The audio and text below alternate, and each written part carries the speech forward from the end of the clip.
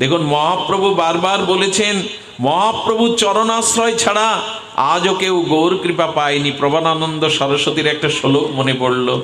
তিনি কি বলছেন? তিনি বলছেন যে গৌর কৃপা ব্যতীত কখনো কারো আর যুগল রতিতে, ব্রজ রতিতে কখনো কারো কৃপা হয়নি। আশা যস্য পদদ্বন্দ্বে চৈতন্য মহাপ্রভু তৎসাদ্রা দাসবত ভাতি কা কথা নৃপ কীটকে। প্রবানানন্দ সরস্বতী কি বলছেন? যে জন মহাপ্রভু চৈতন্য প্রাপ্তির আশা পোষণ করে তার নিকট ইন্দ্র দাসের ন্যায় প্রতিমান হয়। যারা গৌর চরণে দাস হতে ইচ্ছা করে, দেবরাজ ইন্দ্র তার দাস হতে চায়। তুমি গৌরের দাস, এই জন্য ইন্দ্র বলছে আমি তোমার দাস হব।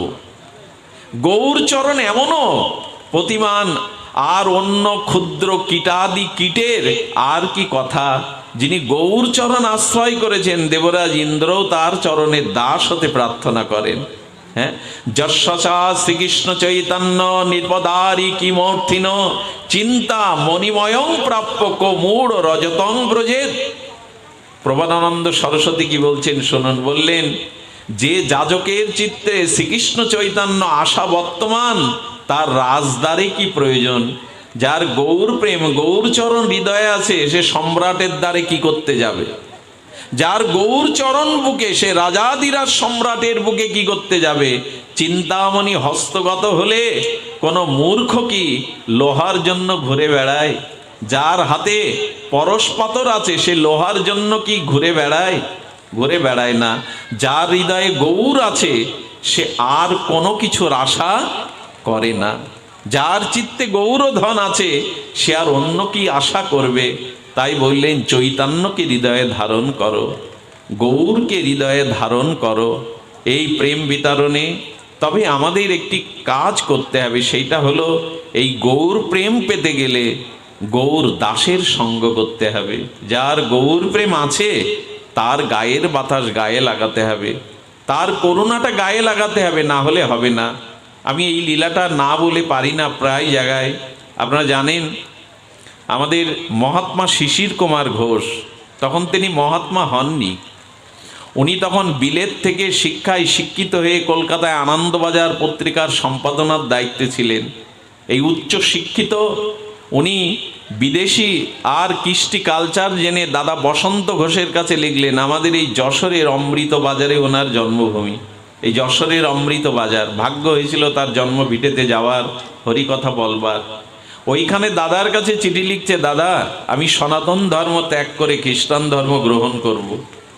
দাদা লিখলেন, একবার কোনো গৌর সঙ্গ একবার কর, এক মুহূর্তের জন্য গৌরগত প্রাণ গৌর প্রেমিকের সঙ্গ কর। সঙ্গ করে যদি মনে হয় গৌর প্রেম তোকে আশ্রয় না করে, সনাতন ভালো না লাগে, তবে গৌর চরণ, নিতাই চরণ, সনাতন ছেড়ে তুই খ্রিস্টান ধর্মে দীক্ষিত হা। বললেন, কোথায় পাবো তাকে? বললেন, অমুক গ্রামে। আর তিনি একটা কুড়ে ঘরের মধ্যে থাকেন, বাইরে সমস্ত কাটার গাছ দিয়ে রেখেছেন যাতে অধমের মুখ কেউ না দেখে। ওই গৃহের দ্বারে গিয়ে তুই হা গৌরাঙ্গ, হা গৌরাঙ্গ একবার বলে দেখ। আর শিশির কুমার ঘোষ তিনি কি করেছেন?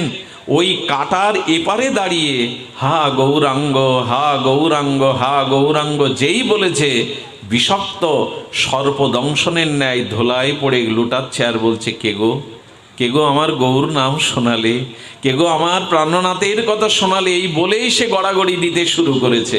গড়াগড়ি দিতে দিতে ঘরের বাইরে এসে কাটাতে ক্ষতবিক্ষত রক্তাক্ত হচ্ছে, তবু তার চোখ দিয়ে জল ঝরছে। বলছে, কাকে দেখছি আমি?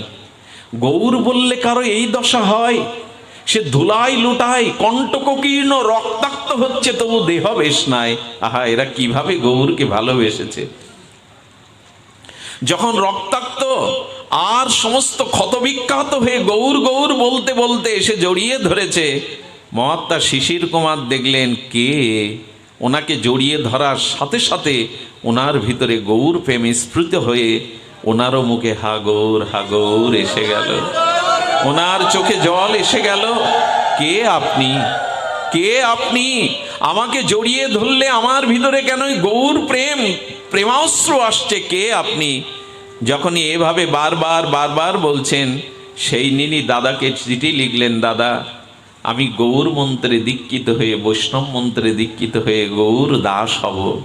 সেই শিশির কুমার ঘোষ জানেন এমন গৌর কৃপা পেয়েছিলেন যে সাক্ষাৎ বিষ্ণুপ্রিয়া দেবী তাকে স্বপ্নেতে মহাপ্রভুর চরিত কথা লিখতে বলেন। তিনি জগতের বুকে অক্ষয় আছেন অমিয় নিমাই চরিত লিখে। এই অমিয় নিমাই চরিত মহাত্মা শিশির কুমার ঘোষের লেখা।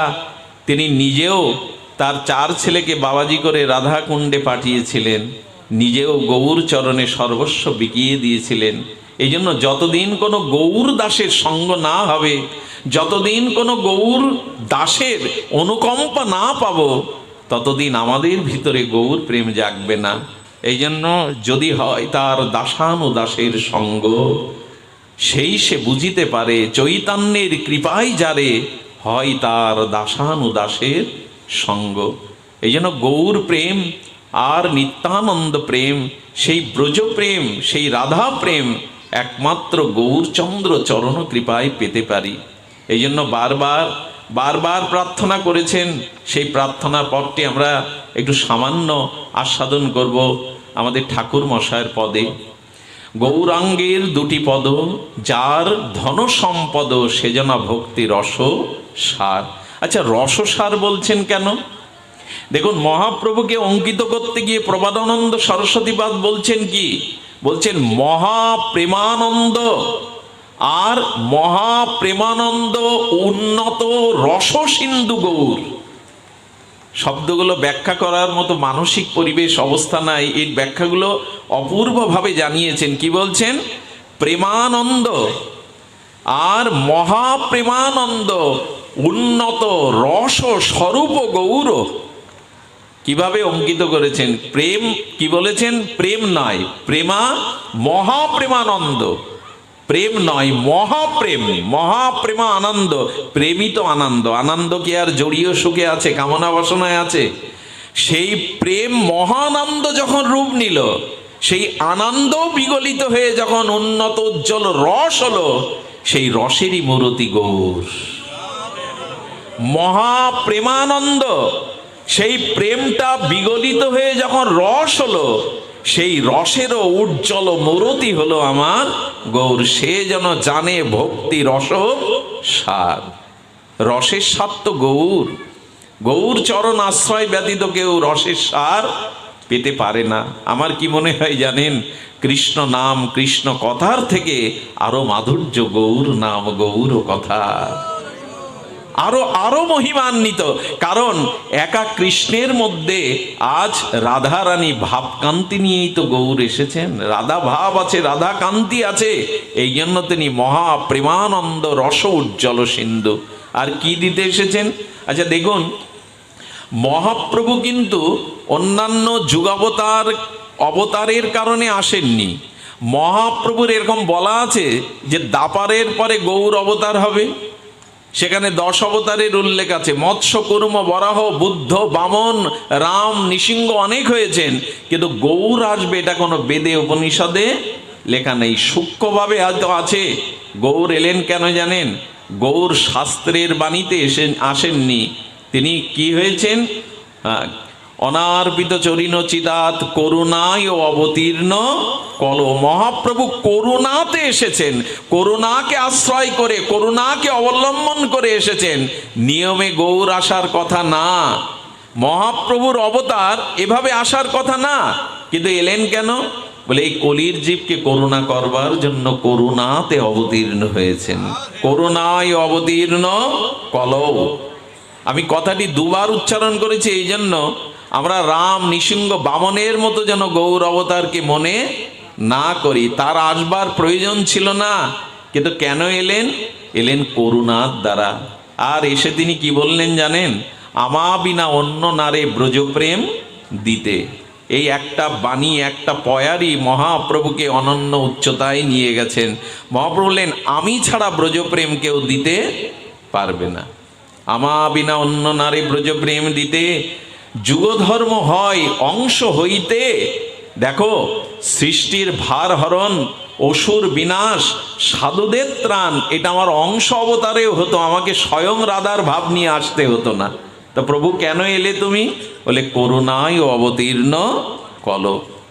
করুণা কিন্তু কারো বাধা মানে আছে। যদি বন্যা হয় তবে বন্যার জল কি মানে যে আমি নদী ছেড়ে যাব না, ওপরে উঠবো না? সেই বন্যার স্রোতস্বিনী জল দূষিত নর্দমা ড্রেনের জলকেও ছুটিয়ে সমুদ্রের পানে নিয়ে যায়। করুণা কখনো উঁচু নিচু বিচার করে না। এই জন্য শ্রীকৃষ্ণ বলেছেন উপযুক্ত পাত্র ছাড়া দান করতে নাই। আর মহাপ্রভু এসে কি বলছেন? সব উল্টে দিয়েছেন। এত করুণা মহাপ্রভুর। পাত্রাপাত্র বিচারেন ন কুরুতে ন চ ভিক্ষাম। মহাপ্রভু বললেন এবার পাত্র অপাত্র বিবেচনা না করে সবাইকে প্রেম দেব আমি। কৃষ্ণ ভগবান ব্রজের বাইরে কাউকে ব্রজপ্রেম দিতে পারেননি, কিন্তু মহাপ্রভু বললেন কে পাত্র কে অপাত্র আমি এ বিবেচনা না করে এবার প্রেম দেব। পাত্রাপাত্র ন বিচারণাং। এরকম করুণা কার মধ্যে আছে বলুন না? বলে আমরাও পেয়ে যাব, রাধা প্রেম পাবো, ব্রজ প্রেম পাবো, রাধারানীর দাস্য পাবো। বলেন অবশ্যই পাবে, কারণ পাত্র অপাত্র বিবেচনা এবার উনি করছেন না। করুণা যেন বন্যার জল হয়ে সবাইকে, বন্যা এলে কি হয় বাড়ির উঠানে না বারান্দায়ও জল উঠে যায়। আজ মহাপ্রভু পাত্রাপাত্র বিবেচনা না করে প্রেম বন্যায় সবাইকে করুণা দান করছেন। কেউ বাদ পড়েনি, কেউ বাদ যায়নি প্রভুর লীলাতে। এই করুণাই তার অবতার, এই করুণাই তার অবতারণ। করুণায় অবতীর্ণ কলো। এবং দিচ্ছেন কি? বলেন দেওয়া দেওয়া বিমর্শক না কালো প্রতীক্ষ প্রভু। আচ্ছা, বললেন কাকে দিতে হবে কাকে দিতে হবে না আমি এ বিচারও করব না। আচ্ছা, আপনি দান করতে গেলে তো পাত্রে দান করবেন। মহাপ্রভু বললেন কাকে দেওয়া উচিত আর কাকে দেওয়া উচিত না এই বিচার আমি দেওয়া দেওয়া বিমর্শক না কালো প্রতীক্ষ প্রভু। দেখুন কি লিখেছেন প্রবোধানন্দ সরস্বতী গৌর স্বরূপ গৌর করুণা। তিনি বলছেন কে পাবে কে না পাবে এ বিচার আমি করব না। চলুন একটা